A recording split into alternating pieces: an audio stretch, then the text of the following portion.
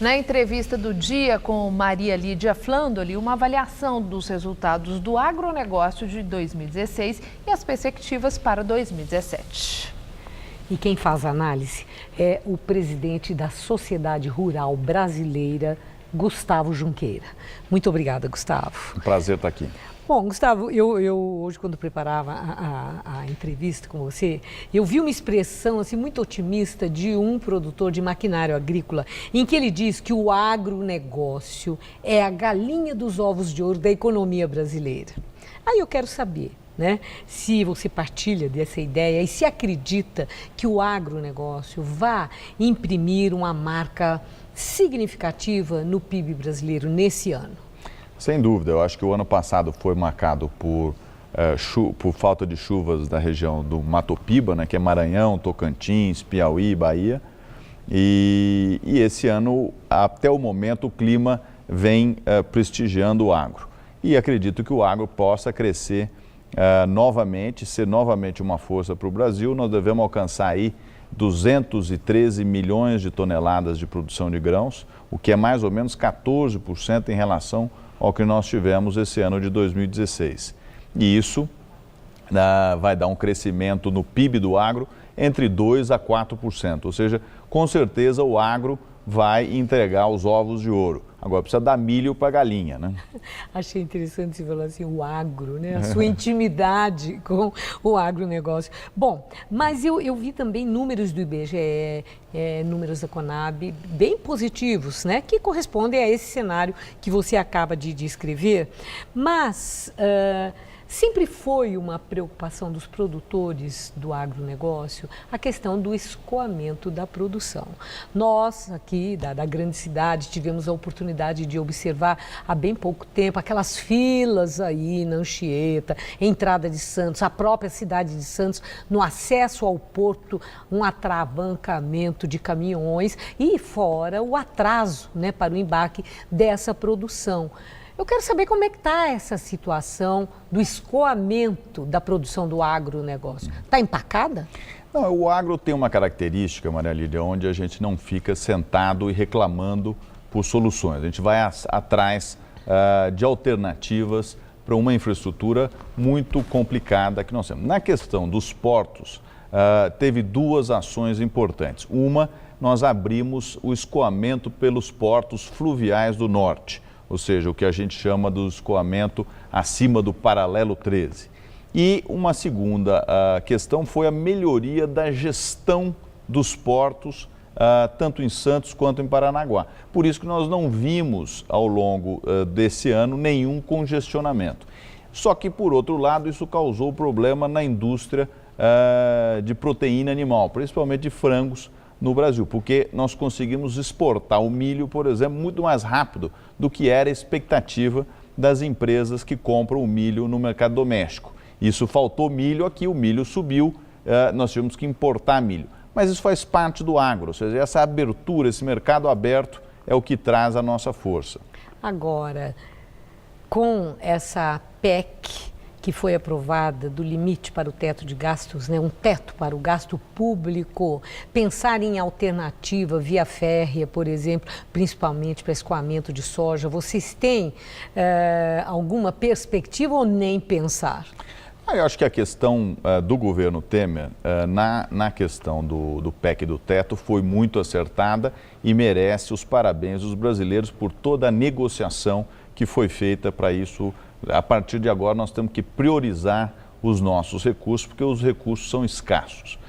Na questão dos investimentos do agro, nós temos que ir atrás de investimentos privados. Nós temos, por exemplo, a Cosan, que é uma companhia que comprou a ALL e está fazendo grandes investimentos na linha férrea que vem do Alto do Mato Grosso até Santos. Então, ou seja, existe várias alternativas, mas nós precisamos ter segurança política e segurança jurídica para que esses investimentos aconteçam. Você fica preocupado com a notícia antes da nossa entrevista envolvendo o ministro da Agricultura, ele com esses elementos complicadores com a justiça? Sem dúvida, eu acho que nós não podemos depender de uma pessoa, seja ele o presidente da República, seja ele um cidadão comum. Nós temos que ter um sistema forte. Nós acompanhamos ao longo de 2016 um país que vem democraticamente exigindo que o serviço público e que os servidores públicos sejam cada vez mais honestos. Ou seja, transparência faz parte do homem público e isso, vamos dizer, vai ter que ser cada vez mais apurado. Se o ministro tiver problemas, ele vai ter que, vamos dizer, que dar contas dos seus problemas. Se não tiver, não podemos atrapalhar a política criando fantasmas onde eles não existam. Agora uma pergunta, eu tenho certeza que quem nos assiste, né, possa ficar assim com essa, possa ficar intrigado tanto quanto eu, em relação a dois dados. Primeiro, assim, a produção muito boa, o ânimo dos produtores do agronegócio e as perspectivas melhores ainda, olhando para o futuro com dados, como eu disse, Conab, IBGE, a própria Fiesp, fazendo projeção de futuro sempre muito positiva, muito otimista para o agronegócio. Entretanto, para o cidadão comum, aquele que convive com o agronegócio, no sacolão, é na feira, é na hora da compra, os produtos agrícolas ficaram muito caros.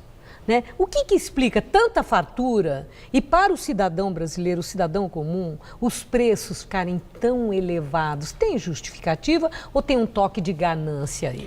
Eu acho que não. Eu acho que a ganância não faz parte da resposta para a sua pergunta. O que acontece é que nós temos vários agros no Brasil.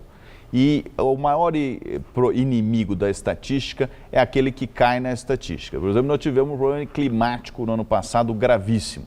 Atacou o feijão subiu mais de 50% ao longo... Agora, esse ano nós aparentemente temos um clima muito bom. Como o feijão subiu muito, nós vamos ter vários produtores plantando feijão. Então, o feijão já tem uma expectativa de queda, já caiu, vai cair mais. A dona de casa vai ter um feijão barato no ano que vem. E assim, essa questão climática, diferentemente do trabalho urbano, nós não temos ainda como controlar. Estamos fazendo vários investimentos em tecnologia para que as sementes, para que as plantas possam sobreviver sem água, com menos água, com mais água. Mas, até lá, vamos ter que administrar essa questão do clima. A posse de Trump assusta o agronegócio brasileiro, assim, a possibilidade de aumentar muito o protecionismo americano e, com isso, estabelecer limites que sejam quase que intransponíveis para o nosso produto? Acho que eu responderia em dois aspectos. O Brasil em si. Aí, pela nossa incompetência, nós somos praticamente inexistentes no comércio internacional. Portanto, vamos dizer, as ações políticas do presidente Trump não devem afetar o Brasil diretamente, porque nós não somos relevantes. Do ponto de vista do agro, também entendo que deve afetar pouco, porque o agro é uma necessidade. Os Estados Unidos ocupa toda a sua área agrícola no limite e o excedente é que o Brasil vem ocupando esse espaço. Nós não estamos tirando espaço do americano, nós estamos ocupando um espaço, por exemplo, no mercado chinês, que aumenta a sua classe média e, portanto, demanda mais comida. Então, eu vejo os Estados Unidos e o Brasil muito mais como parceiros em alimentar o mundo do que concorrentes. Mas, obviamente, o que vai acontecer se a política do presidente Trump for bem sucedida, vai ser a maior concorrência por capital, por dinheiro que o mundo já encontrou nesses últimos 100 anos. E isso, de fato, vai afetar. Nós vamos ter que fazer reformas muito mais profundas no Brasil para atrair esse capital e aí sim continuarmos o nosso desenvolvimento. Mas é o tipo de situação que vamos precisar esperar para ver?